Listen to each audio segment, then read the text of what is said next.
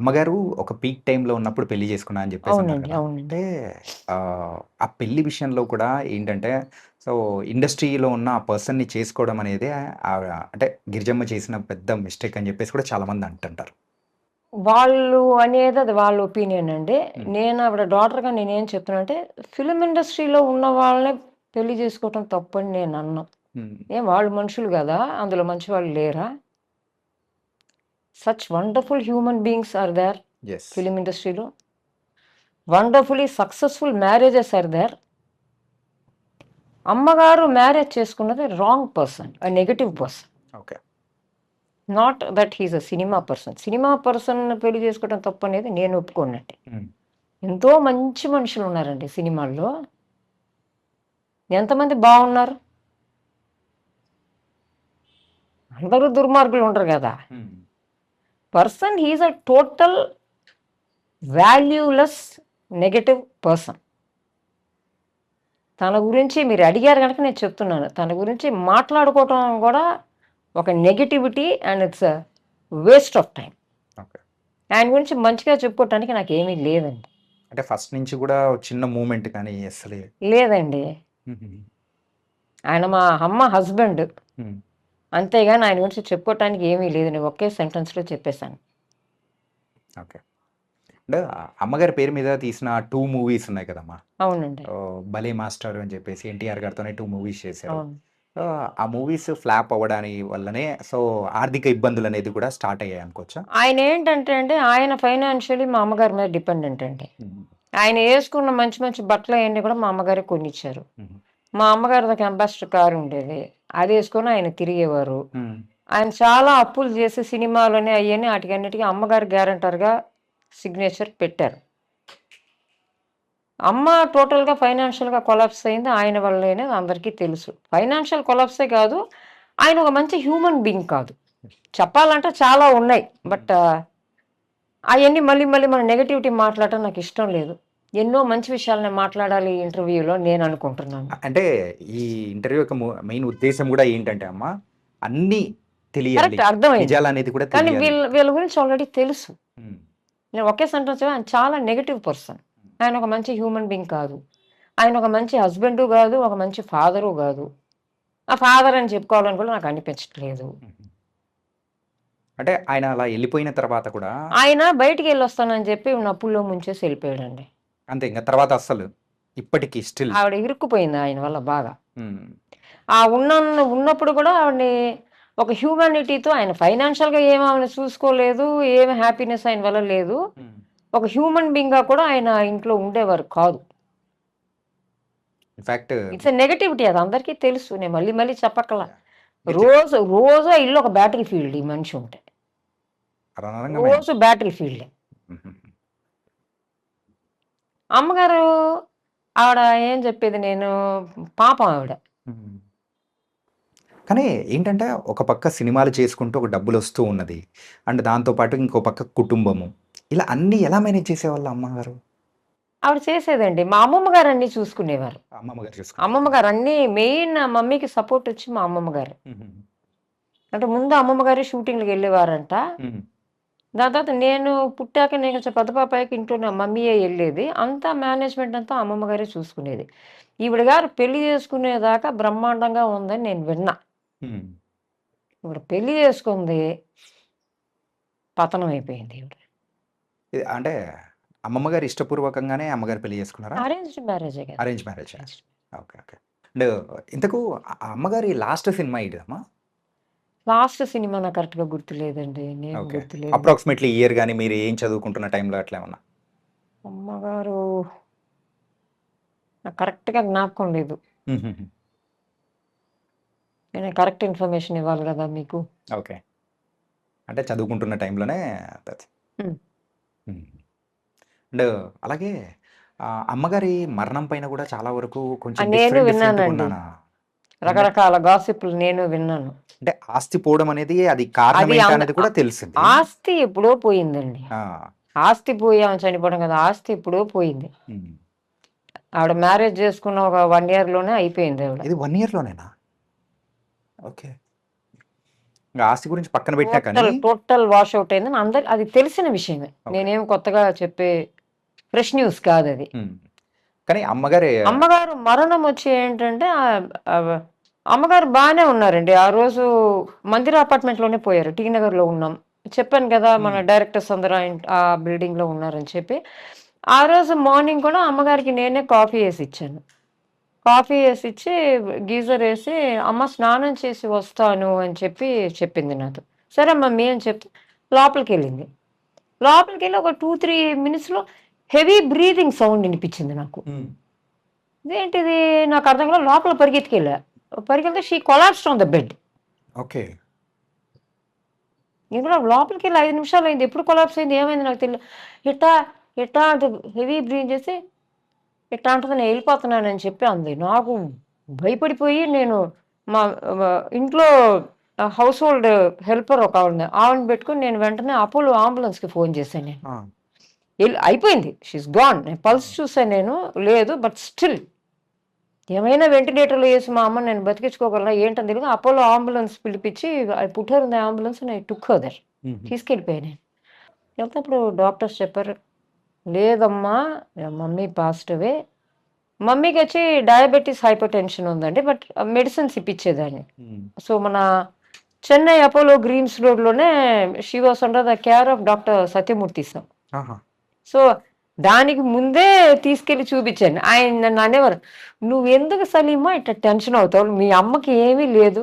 నేను చెప్పాను మా అమ్మమ్మ పోయారండి, నాకు మా మమ్మీ ఒక్కతే ఉంది, she is very precious for me. ఈ సార్ నోను అమ్మగారికి ఏమీ లేదు, యు బీ కూల్.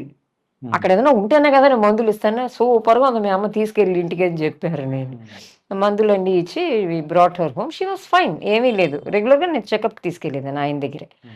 సో వచ్చారు, షీ వాజ్ వెరీ కంఫర్టబుల్. ఆ రోజు ఇలాగ అయిపోయింది. సరే తీసుకెళ్తే అక్కడ ఎమర్జెన్సీ వార్డులో సత్యమూర్తి గారు he was in the operation theatre. So it Girija గారు వచ్చారు, ఇలా అయిందని చెప్పి ఇన్ఫార్మ్ చేయమని చెప్తే హీ కేమ్ ఫ్రమ్ దట్, అక్కడ నుంచి వచ్చారు.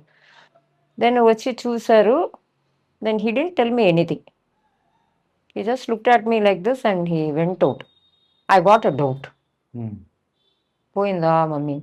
దెన్ అక్కడ లోపల నుంచి ఎమర్జెన్సీ వార్డు నుంచి డ్యూటీ డాక్టర్స్ వచ్చారు. Sir Salima mummy passed away. Pass away అయిపోయి ఫ్యూ మినిట్స్ అయిపోయింది. I asked what is the reason why my mother passed away. They said respiratory arrest. Okay, ఊపిరి ఆడక అమ్మ పోయింది. ఇది మరి అది ఏ ఇయర్లో అమ్మా? 95 అండి. 95. సరే నేను చెప్పాను ఓకే. వాళ్ళు ఎవరేం మాట్లాడలేదు, they were just looking at me like this.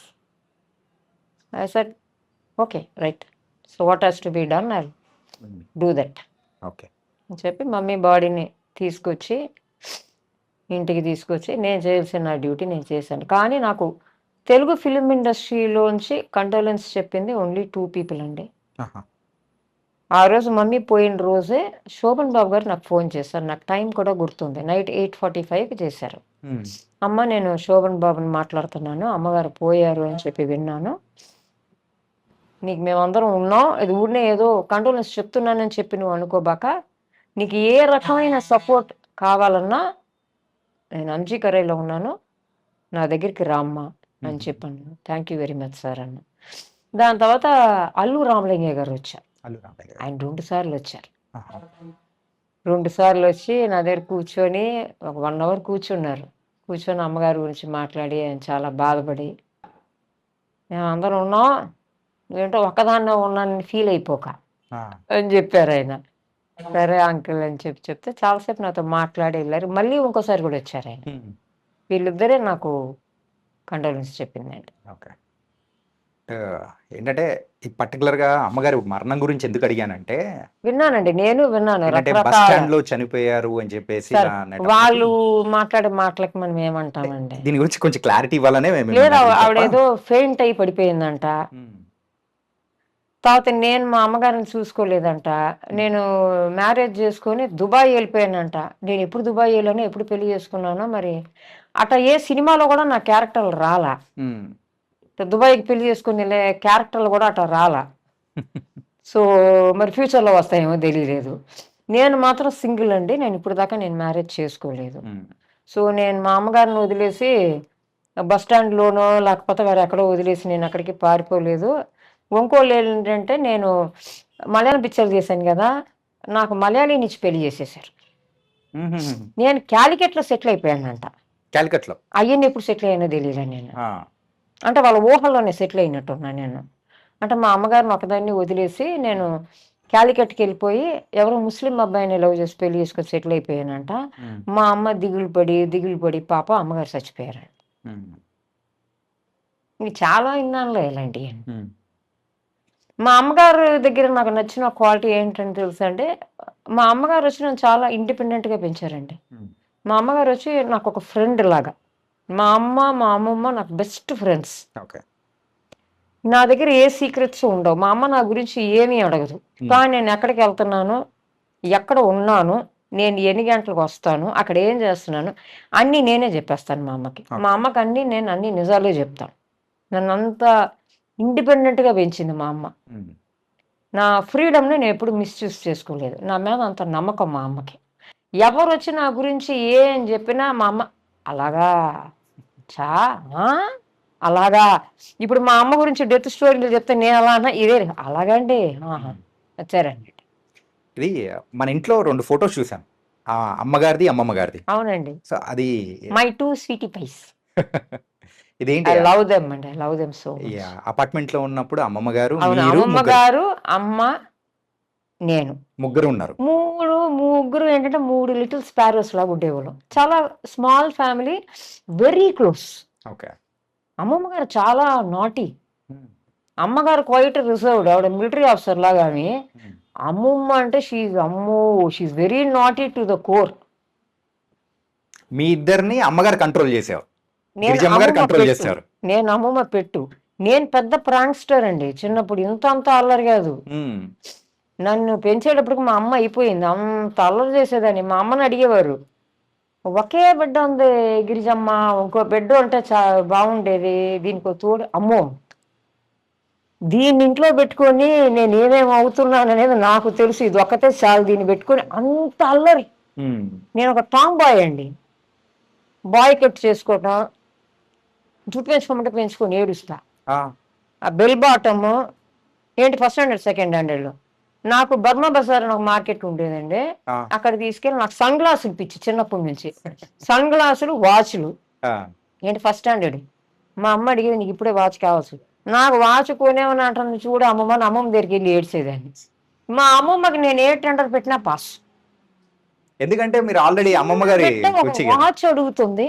నువ్వు అది కూడా కొనివ్వటానికి ఏంటి పెద్ద సీన్ చేస్తున్నావు ఇంట్లో? హ్మ్. నువ్వు దా అమ్మ పాప మనం వెళ్లి కొనుక్కుందాం. మీ అమ్మ నువ్వేం అడక. మా అమ్మ నీ వల్లే అది అలా తయారవుతుంది.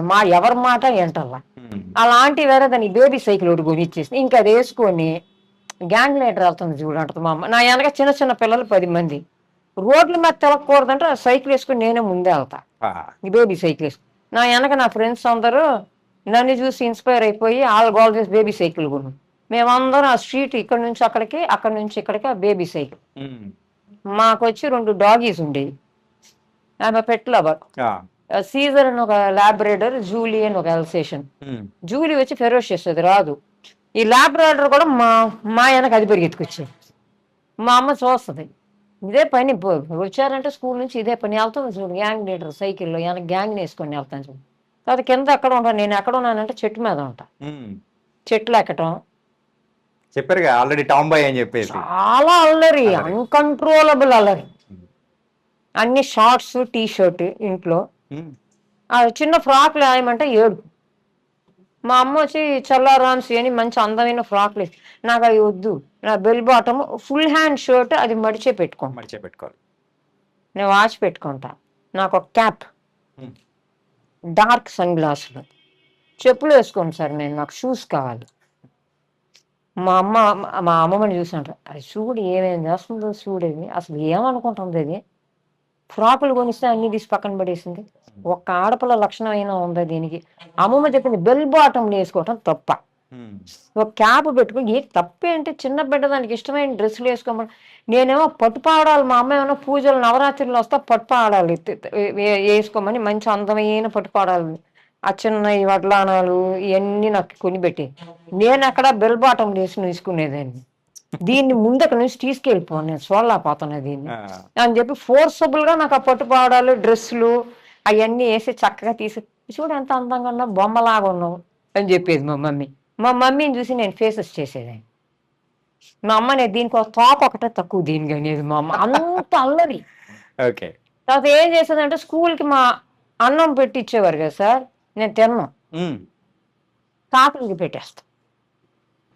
నా చిన్నప్పటి నుంచి అన్నం అంటే ఇష్టం ఉండదు. నాకు హ్మ్. కేకులు, చాక్లెట్లు, హ్మ్. కస్టర్డ్లు. ఇది మా స్కూల్ సెక్యూరిటీ చూసాడు. This is going on for the past lot of months. Security చూసి ఇదేంటి రోజు కాకికి తిండి అంతా పెట్టేస్తుందా నా దగ్గరికి వచ్చి అడిగాడు. ఏంటి పాప నువ్వేంటి కాకిలకి లంచ్లు పెడతావు అంటే నాకు అన్నం అంటే ఇష్టం ఉండదండి. హ్మ్. అన్నం అంటే ఇష్టం ఉండదు. మరి ఏం కావాలి ఇక? నాకు కేకులు కావాలి. మధ్యాహ్నం కేకులు. పూట ఎవరు కేకులు పెడతారు? మా అమ్మ నాకు కేకులు పెట్టట్లా, అన్నం పెడుతుంది నేను తినలాగా అయిపోతున్నాను అందుకని చెప్పి కాకులకి నేను పెట్టేస్తున్నాను. సరే నీ పని ఎలా ఉందా అని చెప్పి గమ్మున వెళ్ళాడు. తర్వాత సాయంత్రం మా అమ్మమ్మ పికప్కి వస్తే మా అమ్మకి చెప్పేశాడు ఈ మహానుభావుడు.